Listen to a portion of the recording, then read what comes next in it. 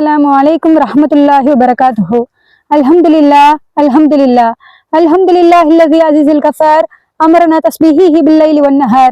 Ashhadu an la ilaha illallah wahdahu la sharika lah wa ashhadu anna nabiyyina wa maulana Muhammadin wa ala alihi wa sahbihi wan nasu tabi'in. இன்றே நான் உங்கள் முன் பேச போவது இறுதி அமல் இறுதி முடிவு.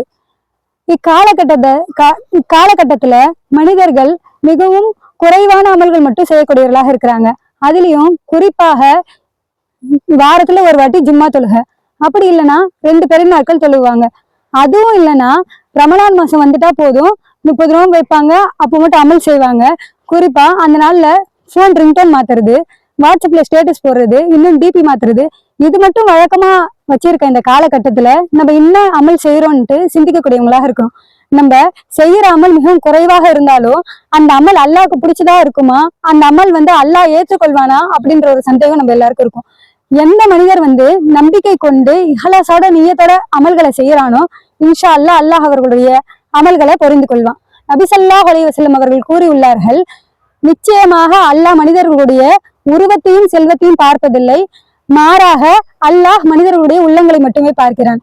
அப்படி நம்ம யோசிக்கணும், அல்லாஹ் மனிதர்களுடைய உள்ளங்களை பாக்குறானா நம்ம எந்த அமலுமே செய்யறது இல்ல, நம்மளுடைய உள்ளங்கள்லாம் இருளாகி பாழடைஞ்சு கிடக்குது. நிச்சயமா ஒரு ஆன்மாவும் மரணத்தை சுவைத்தே தீரும். எப்படியும் நம்மளுக்கு இறுதியில மரணம் அடையதான் செய்வோம். அதுக்கு முன்னாடியே நம்ம அமல்களை நிறைய செஞ்சு வச்சிருக்கோம். நாளைக்கு மறுமையில நம்ம ரப்ப இடத்துல போய் கேட்போமா, யா ரப்பே ஒரே ஒரு வாட்டி என்ன துனியாக்கு அனுப்பு, நான் ஒரே ஒரு சுபஹான் அல்லாஹ் சொல்லியிருக்கேன் அப்படின்னு நம்ம கேட்போமா. அதை விட்டு அல்லாஹ் நம்மளதான் பாதுகாக்கணும். நம்ம இந்த துனியாவில வாழ்ற காலத்திலே, இந்த பொன்னான காலத்திலே அதிகமாக திக்ரு சுக்ரு அல்லாஹுக்கு செய்யணும். உலகத்துல 2 வழி இருக்கு, நல்ல காரியமும் இருக்கு, தீய காரியமும் இருக்கு. அதுல எது நல்லது எது கெட்டதுன்னு கையில் எடுக்கிறது நம்ம கிட்டதான் இருக்கு. நம்ம செய்யற அமல்லாம் ஏற்றுக்கொள்ளுமா அப்படின்னு பார்த்தா அல்லாஹ்விடம் நம்ம துவா செய்யக்கூடியவங்களாக இருக்கணும். பனி இஸ்ரவேல்ல இருந்து 2 மனிதர்கள் இருக்காங்க. கீழ் வீட்டுல இருக்கவரு தொழுகையாலேயே நல்லமல் செய்யறவங்களாக இருக்காங்க. அதே மேல் வீட்டுல இருக்கிறவங்க குடிச்சிட்டு மது அருந்திட்டு ஹராமான செயல்களை செய்யறவங்களாக இருக்காங்க. கீழ் வீட்டுல இருக்க தொழுகையாளி மேல் வீட்டுக்காரங்க கிட்ட போயிட்டு இந்த மாதிரி தொழுகை பக்கம் அழைக்கிறாங்க. அதுக்கு அவங்க என்ன பதில் சொல்றாங்கன்னா, நீங்க எதுக்கு அமல் செய்யறீங்க, நீங்க ஒரு வாட்டி மது அருந்துறதுக்கு வாங்க அப்படின்ட்டு அவங்க கூப்பிடுறாங்க. இதை கேட்டுட்டு சரி அவங்க போயிடுறாங்க. அவங்கவுங்க வேலையை பார்க்க ஆரம்பிச்சிடுறாங்க. சிறிது நாளும் கழிச்சு என்ன ஆகுதுன்னா, இந்த நல்ல முறை செய்யறவருக்கு ஒரு எண்ணம் தோண்டுது, நம்ம ஒரு நாள் மது அருந்தி பார்க்கலாமா அப்படின்ட்டு அவங்க மது அருந்த ஆரம்பிச்சிடுறாங்க. எல்லாரும் ஏசிக்கொண்டே இருக்காங்களேன்ட்டு மேல் வீட்டுல இருக்கவர் தொழுகையின் பக்கம் விரைகிறாங்க. இந்த நேரம் பார்த்தா அவங்களுடைய ரூஹ கைப்பற்றப்படுது. இவ்வளவு நாள் தீயாமல் செய்தவங்களுக்கு சுவனம் அல்லாஹ் வழங்குறான். சுபஹான் அல்லாஹ்.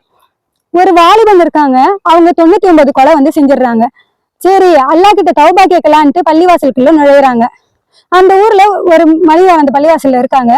கேக்குறாங்க, நீனே 99 கொலை செஞ்சுட்ட, ரப்பு எப்படி உன்னோட தௌபாவை ஏற்றுக்கொள்வான் அப்படின்னு கேட்ட உடனே கோவம் 100வது கொலையா அவங்களையும் கொன்னுடுறாங்க. இந்த ஊர்ல இருந்தாதானே யாராவது ஏதாவது சொல்லிட்டே இருக்காங்கன்னுட்டு அவங்க பக்கத்து ஊருக்கு போறாங்க. அந்த பக்கத்து ஊருக்கு போக அடி எடுத்து நடந்து வச்சுட்டே இருக்காங்க. உடனே அந்த நேரம் பார்த்து கைப்பற்றுறதுக்காக 2 வழக்குமார்கள் வராங்க. ஒருத்தவங்க நல்ல ருஹ எடுக்கிறவங்க, இன்னொருத்தவங்க கெட்ட ருஹ எடுக்கிற வழக்குமார்கள் வராங்க. அவங்க 2 பேருக்கு வாக்குவாதம் ஏற்படுது. ரப்பு என்னதான் இவங்களுடைய ரூஹ கைப்பற்ற சொன்னா அப்படின்னு சொல்றாங்க. இவங்க 2 பேரும் வாக்குவாதம் ஏற்பட்டோடனே நம்ம ரப்பு கிட்டே கேட்கலான்ட்டு கேட்கறாங்க. அதற்கு ரப்பு சொல்றான், அவர் நடந்து வந்த அடிகளை கணக்கிடுங்க அப்படின்னு சொல்றான். அவர் மிகவும் குறைந்த அடியே நடந்து வந்திருக்காரு. அல்லாஹ் அவனுடைய கிருபையால அந்த அடிகளை விசாலமாக்கி அல்லாஹ் கிட்ட தௌபா கேட்கிறாங்க அப்படின்ற ஒரு காரணத்தால நல்ல மலக்குமார்கள் மூலியமாக அவங்களுடைய ரூஹ கைப்பற்ற சொல்றான். சுபஹான் அல்லாஹ். இதுல இருந்தே பார்க்கணும் அல்லாஹ் எவ்வளவு ஒரு மன்னிப்பாளனாக இருக்கிறான் அப்படின்றதாக. ஷாஃபி ரஹ்மத்துல்லாஹ் அவங்க புத்தகத்தை அதிகமா படித்துட்டே இருப்பாங்க. அதுல ஒரு நாள் அவங்களுக்கு ஒரு சந்தேகம் ஏற்படுது. உடனே பல புத்தகங்களை அவங்க படிக்க ஆரம்பிக்கிறாங்க.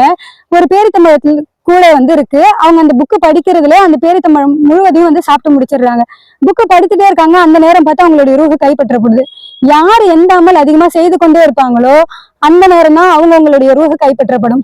உதாரணமா உஸ்மான் ரலியல்லாஹு அன்ஹு அவங்க குர்ஆன் திலாவத் அதிகமா செய்வாங்க.